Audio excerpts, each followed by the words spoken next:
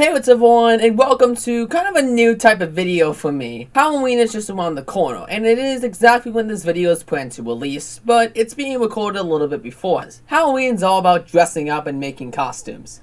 And a lot of A&W ninjas have done the same. And a lot of people have become quite fond of these competitors. So, to celebrate Halloween, let's talk about the top 5 best costume competitors in A&W. Now, before I go into the list, I want to go into a disclaimer. In terms of defining a costume competitor, this is generally someone who's known for dressing up in costumes. It doesn't mean they have to have a consistent costume, but it just means that they're known for having some kind of costume on the course. And usually try to spark some other kind of persona compared to their normal self. What doesn't count here is just simply your ninja name counting as your cosplay. You have to have an actual costume and actually have a full-on. You actually have to have a full-on costume to qualify for this list. At least to me. That's why you can remember these ninjas. So let's hop into it. This is my top 5 favorite costume competitors in A&W. Starting with one key honorable mention, we have Flip Rodriguez. Now, I originally had put Flip on this list, but then I kind of recognized that Flip, you can barely even count as a costume competitor. Throughout the first 5 years of Flip's career, he was a costume competitor, known as the Masked Man. That's him wearing black and white face masks as on the course. Now, as we would learn in A&W 8, these masks were more of a way for Flip to stand out against his very rough childhood of being sexually assaulted by his father from the ages of 9 to 15. As Flip described himself, it was kind of just a way to hide away from these traumatic memories, but still speak out about them. Him taking off the mask in AW7 marking a shift in his competitive mindset to become more serious and a contender for the $1 million. From here, Flip was most definitely a more serious contender, and was likely someone who was always on the top of the list in terms of people who had potential to win $1 million, or at least cross the 3rd stage. Now, Flip hasn't donned this persona in a full decade at this point, and while yes, it's still been a part of his identity on the show, the whole masked man thing is not often brought up, and generally speaking, aside from his book that was released during 2022, it really isn't even part of his branding anymore. Because of this, I can't really say I count him for this list, but Flip is obviously one of my favorite ninjas, so I felt like he deserved the mention regardless. Now going into the actual countdown, we're going to number 5 of the list, and going back in AEW's history to one of its oldest ninjas, Ryoga V. Now, Ryoga is probably one of the most recognizable ninjas from the early ones from season 1 of A&W. Him having a very elaborate ninja-themed costume, mostly reminiscent of the G4 mascots of Ninja Warrior that was shown in the advertisements. This was very common for the show's early branding, more specifically in the first season of A&W, where A&W mostly acted as a spin-off of the American translation of Sasuke that aired on G4 here in America. Ryoga would always wear this getup on the course, including in A&W 1, 2, 4, and 6. Ryoga was never really known for doing super well. His best tournament being A&W 4, where he would make it to the 5th obstacle in the qualifiers, and then get a wild card in Vegas, only to fall in the warp wall. Now, Ryoga I would definitely call an iconic ninja, at least for the early days of the show, but he's not always someone who's often talked about nowadays, and I can't really and I don't think he's really all that special aside from his costume. And because of that really only lands him at number 5 on the list for me. But he's always someone I remembered for his costumes, and I still feel like he's an iconic ninja for those early seasons of the show.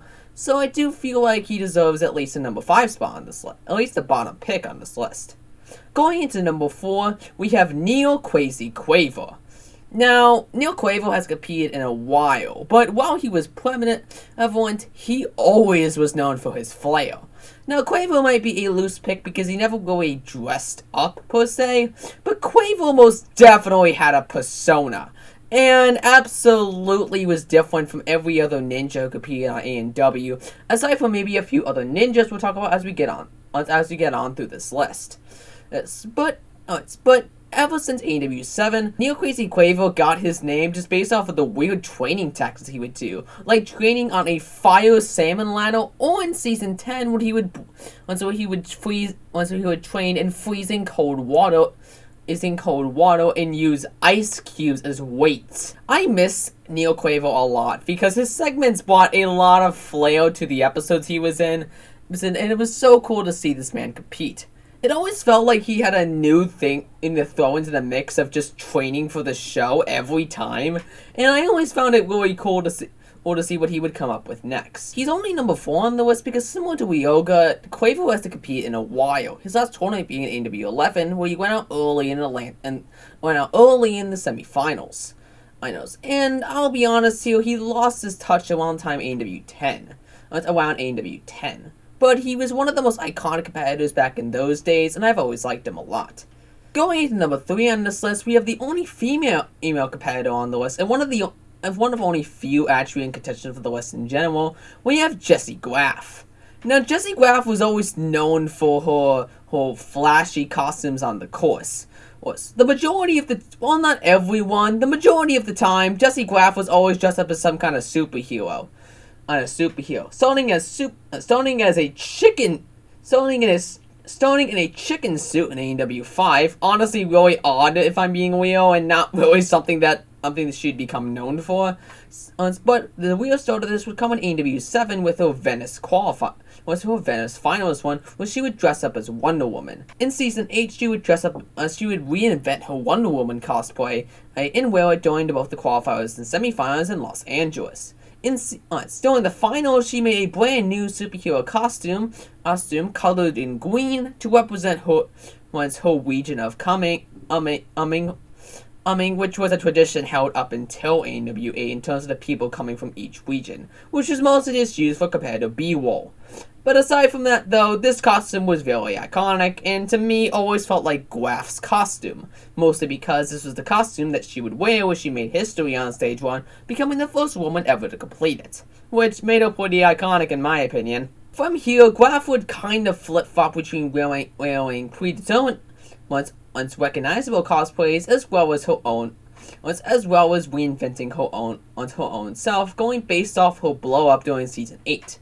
Her wearing a Spider-Woman outfit in Season 9's qualifiers, her wearing her own costume during Season 10, 11, and 12's qualifiers, to wearing a reinvented version of the Wonder Woman cosplay for Seasons 15, 16, and 17 of AEW. Even when she wouldn't wear a flashy costume, she still usually wore flashy sports bras or just flashy clothes in general.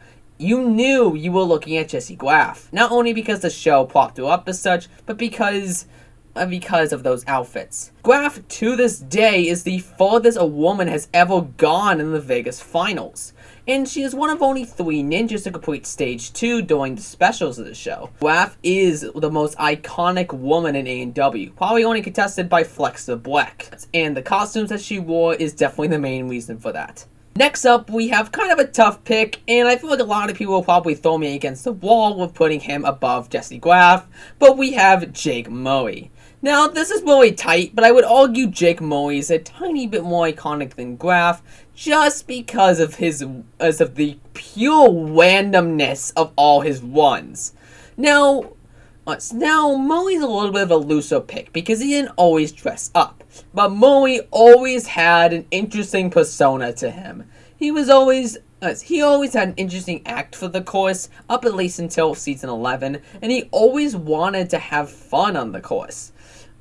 Him being known for his cannonballs on Stage 1, and the fucking corn hog in AW 8, as well as his unique starting line interactions, like the ninja shoes gag from AW 10 Stage 1, or that time he pretended to be Frankenstein during Season 11. And most of these were done with Iron Ninja Grant McCartney, who was also an honorable mention as a person I had thought about for this list, but I ultimately didn't feel like going with because he's not exactly known for his costumes. He's just known for his persona. Murray would dress up on occasion, and he always knew what he was going for when he would dress up.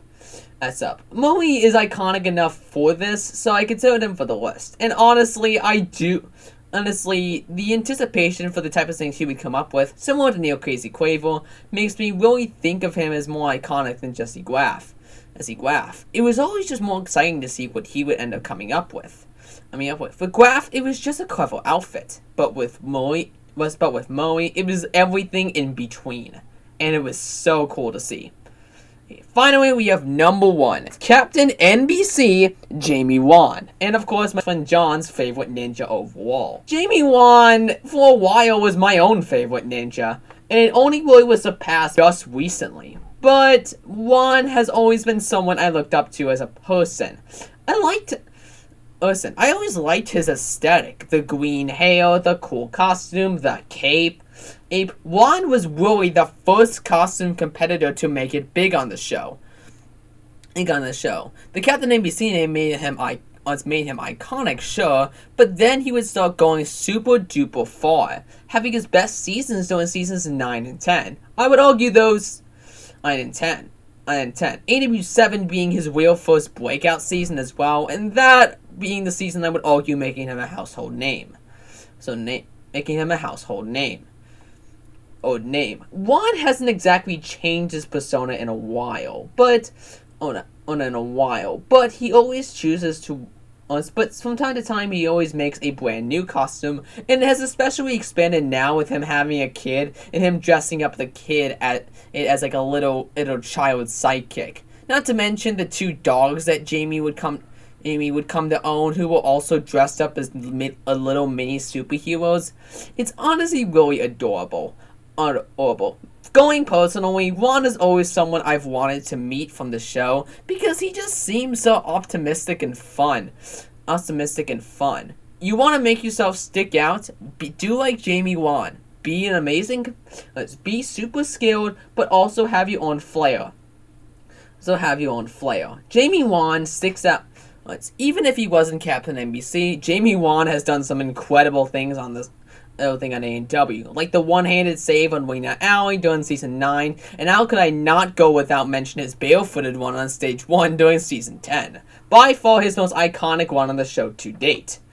Now, Wan may not exactly be the most iconic competitor in today's world. He hasn't really been shown prominently since season 12, which is mostly because he's had lackluster performances as of recently, but still, even so, Wan is still an iconic ninja because of his earlier seasons and because of the costume he wears on the course. Overall, the costume competitors, well, yes, maybe not exactly the most topical thing on AEW, it's still something that gave these competitors flair. If you notice, every single competitor on this list had competed during the same era of AEW minus Ryoga. Basically, costume competitors is definitely not common nowadays. And the definition of a costume competitor is very loose when you consider it nowadays. Jake Moe barely even qualifies for this list, for example, because again, he doesn't consistently dress up. So you can honestly make an argument for him not counting. But still, I would personally count him, like I said earlier, and in addition to that, the costume competitors in AEW still are a unique breed amongst the competitors of the show. If someone became known for their costume, but then did well in the show, similar to someone like Jamie Wan, I do feel like they could become a big star on the show. You know, AEW loves competitors like that. Competitors who have a unique flair to them that they can show on TV and milk for all they're worth. Even if it ain't exactly common, I'm not gonna say it can't happen. And I guess that's my speech on the costume competitors in AEW and my top 5 favorites. I think with that, I'll see you guys in my next video. Peace.